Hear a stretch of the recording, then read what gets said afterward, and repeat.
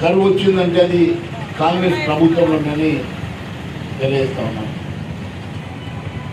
కాంగ్రెస్ వచ్చిందంటే కరెంటు కోతలు, కరువు, రైతుల కన్నులో కన్నీళ్లు తప్ప ఇంకొకటి లేదు. ఎన్నో హామీలు ఇచ్చి ఏదో ఒక రకం గద్దెనెక్కాలని, ఏదో ఒక రకం అధికారంలోకి రావాలని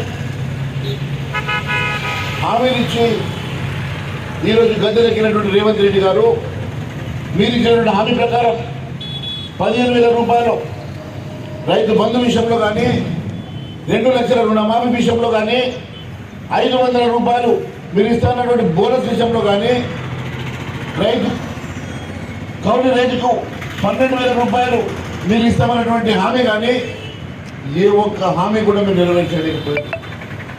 ఇన్పుట్ సబ్సిడీలని రకరకాలుగా హామీలు ఇచ్చినటువంటి మీరు ఈ రాష్ట్రంలో కనీసం ఒక్క హామీ కూడా నెరవేర్చలేనటువంటి దౌర్భాగ్య పరిస్థితుల్లో ఈరోజు రాష్ట్రం నెలకొన్నది. మీకు ఢిల్లీ మీద ఉన్న ప్రేమ ఈరోజు తెలంగాణ రాష్ట్రం మీద మీకు కనబడతలేదు.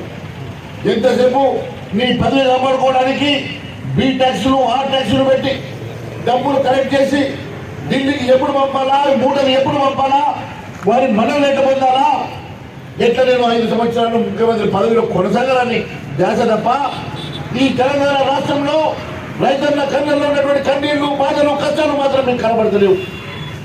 ఈరోజు రైతులంతా కూడా నీళ్లు లేక, కరెంటు లేక, కనీసం రైతు బంధు రాక, బ్యాంకులకు పోతే లోన్లు రాక బాధపడుతూ కంట తడి పెడతా ఉంటే మీరు ఇక్కడ ఫిడలు వాయిస్తూ కూర్చున్నారు.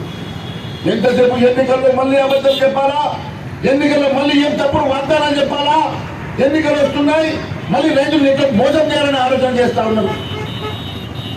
ఏదో ఒకటి చెప్పి నాయకుల్ని కొనుగోలు చేయాలా, వారి మనలో కన్వాలు కప్పాలా, ఏదో ఒక రకంగా ప్రజల ఓటు తీసుకునే ప్రయత్నం చేస్తున్నారు తప్ప మీకు నిజంగా ఈ ప్రజల మీద మీకున్నటువంటి ప్రేమ, ఈ ప్రజల మీద మీకున్నటువంటి అభిమానం ఎంత పాటిదో ఇప్పుడు తెలుస్తా ఉన్నది.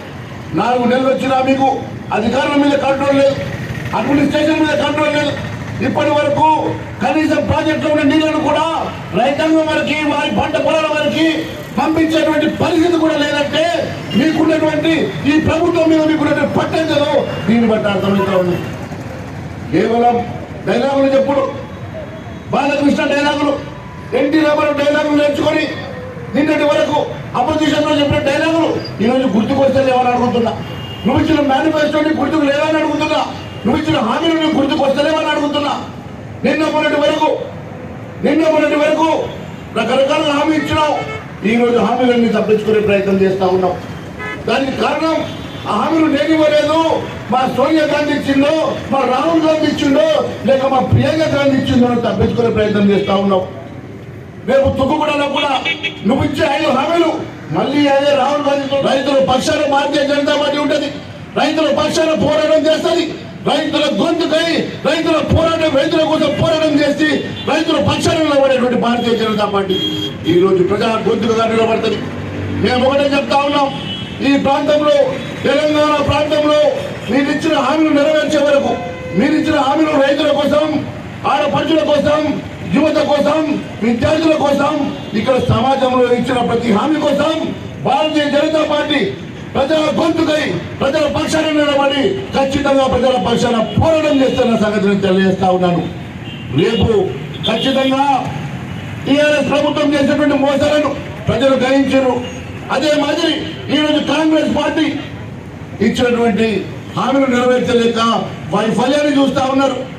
రేపు కనబడేది భారతీయ జనతా పార్టీ మాత్రమే. రేపు భారతీయ జనతా పార్టీ మాత్రమే ఈ రాష్ట్ర ప్రభుత్వాన్ని ఏర్పాటు చేయబోతున్నది. ఈ రాష్ట్రంలో రేపు వచ్చేది రామరాజ్యం మాత్రమే అని చెప్పి నేను తెలియజేస్తా ఉన్నాను. చెప్తున్నావు కదా, దమ్ముందా నీకు? ఆ మాట మీద మేము నిలబడతాం. నీకు ఛాలెంజ్ చేస్తా ఉన్నాను. 14 సీట్లు నువ్వు తెచ్చుకునేటువంటి ధైర్యం, నీ దమ్ము నీకుందా? ఒకవేళ ఉంటే నేను నీకు 14 సీట్లు తెలంగాణలో గెలిపిస్తే నేను రాజకీయాలు తప్పుకుంటా. దానికి నువ్వు సిద్ధమని అడుగుతా ఉన్నా. ఈరోజు భారతీయ జనతా పార్టీ 10 ఎంపీలకు తక్కువ కాకుండా ఈ తెలంగాణలో 10 నుంచి 12 సీట్లు భారతీయ జనతా పార్టీకి ఇవ్వబోతుందని తెలియజేస్తా ఉన్నాను. కేవలం మాయ మాటలు చెప్పి మభ్యపెట్టి మోసం చేసి అబద్ధాల పునాదుల మీద నిర్మాణమైనటువంటి ఈ పార్టీ అబద్ధాల పునాదుల మీద నడుస్తున్నటువంటి ఈ ప్రభుత్వం తెలియజేస్తా ఉన్నాను. మీరు ఇచ్చిన హామీలు నెరవేర్చకపోగా మళ్ళీ మోసం చేసే ప్రయత్నం చేస్తున్నారు కదా, ప్రజలు గమనిస్తా ఉన్నారు. ప్రజలు బుద్ధి చెప్తారు. రేపు ఖచ్చితంగా ఈ తెలంగాణ రాష్ట్రంలో అత్యధికంగా భారతీయ జనతా పార్టీకి సీట్లు కల్పించి పట్టం కట్టబోతున్నారు తెలియజేసుకుంటూ భారత్ మాతాకి జై శ్రీరామ్.